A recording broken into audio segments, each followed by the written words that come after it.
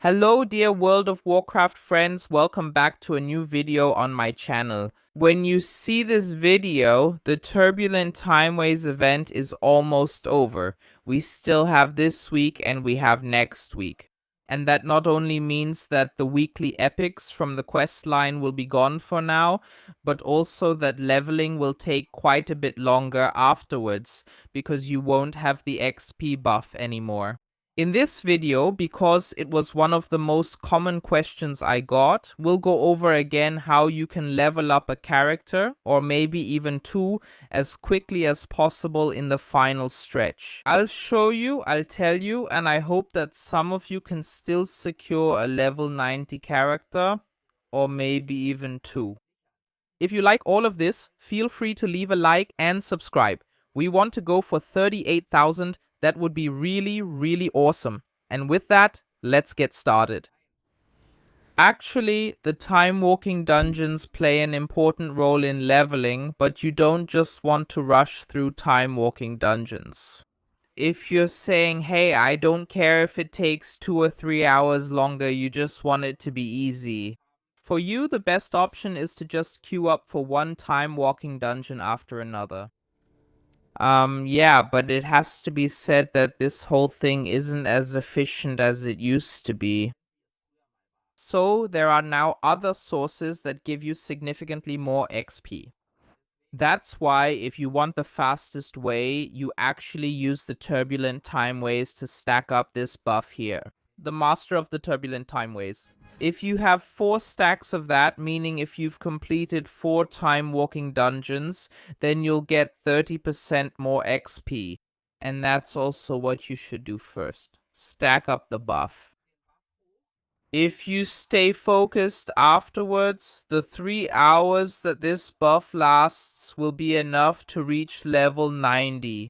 So the fastest people have reached max level with this method in about 2 hours. And I'm sure that with a bit of determination you can definitely do it too. Actually, I've just been grinding time walking up to this point and haven't done much else on the side. And with that, I've already reached level 82. So, just by picking up this buff, you'll naturally get a good amount of XP and level up. So, let's recap. Step number 1 important. Keep running time walking until you have 4 stacks of this buff. And if you realize towards the end, okay, I'm a bit too slow, I can't make it, then just queue up for another one. Sign up and make sure the buff gets refreshed. By the way, that's another thing. The buff lasts even after the event ends. So in other words, you can, right before the end of the event, get the 4 stacks on a character you want to level next, so you have those 30 bonus XP, and then you just level him up later. You just shouldn't log in then, or rather, during those 3 hours, you shouldn't let the buff expire. And yeah, after that you go into delves. I've already prepared something for that. At this point, we have 25 more because I have at least 5 characters at 90, so the warband buff. If you want to be as efficient as possible, you should have it that high too. And after that, you go through all 10 delves of World of Warcraft Midnight. But you do the quests in there, but don't turn them in yet. Now, for demonstration purposes, I'm going to turn them in anyway, one that I have prepared, but your goal is to blast through the 4 dungeons. After that, you should be around level 82. After that, you run through these 10 delves. There are always quests at the beginning of each delve. And then, once you've completed all the delves, that's when you start turning in the quests one by one. The reason for this is that the XP scaling is better when you have a higher level. So, relatively speaking, you'll get more XP at, I don't know, level 85 than if you turn them in right away at level 80 or so. I usually do the delves on tier 3. You also get a bit of extra XP for that, but you don't necessarily have to do that at this point. And then you just blast through here. As you can see, we've finished them now. And actually, I have to turn in the quest outside. I'm such an idiot. But yeah, that's the entire gameplay. Here I would recommend that you tackle it zone by zone. So start with the Immersangwald first, then do Haranda, then Sulamani, whatever.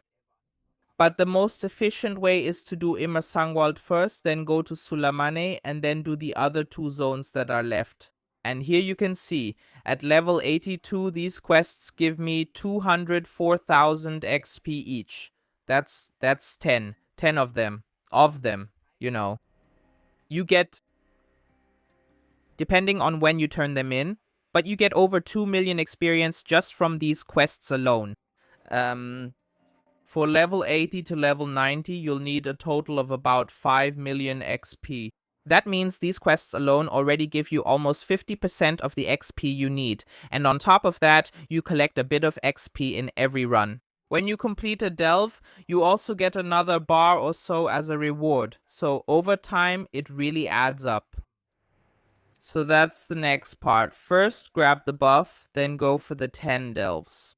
Once you've completed all 10 delves and finished the quests, you turn them all in together. And depending on what else you've done along the way, you should actually be pretty close to level 90 by now. So you'll probably end up around level 88 or so.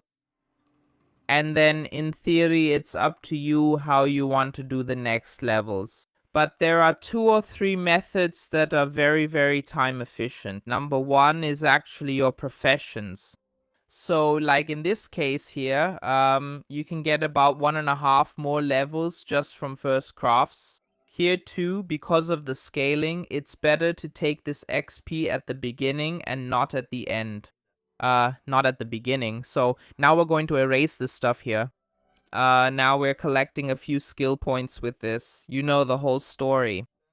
And after that, for everything here, ink and other things I don't know, you get bonus XP the first time you craft them. And that's usually enough so that you can easily finish the last levels with it. Just like in this case here, keep that in mind. If you want to level up beyond that, you'll always find an NPC here who will give you some free reagents for your profession, which you can freely choose. It's 2 clicks that you do here at this point, and here, of course, we'll take the herbs for inscription. And then we open the pouch and see 10, 40, and another 20 plants that we can now mill again to break them down. So here, milling midnight. Of course, that also includes all the stuff you have stored in the bank, but we have to do this at the beginning here to be able to craft the next recipes, and then we can continue. The advantage of this method is that, in theory, you can buy all the materials you need for it at the auction house. That means you don't necessarily have to farm them yourself. And yes, that way you can secure even more XP. You can see here now we have the first ink. We craft it and get, more than half a bar for it. So here as well, the whole thing is really worth it. Keep in mind, this whole thing isn't unlimited, so it's about 1.5 levels you can get with it. So if you're just a little bit short, this is a very, very good way. Or the last method is to do world events. Try to do Saltaril Sori here. It's super quick and gives you a lot of XP in Haranda. Try these Legends of the Haranya. The weapons give quite a lot of XP, or if you don't feel like that, the bounty hunts. If we take a look here now, we get 141,000 XP for the regular bounty hunt in the Immersang Forest.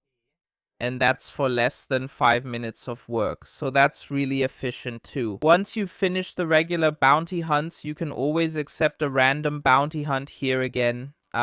Also turn on war mode here, so that you get a bit more XP when killing mobs.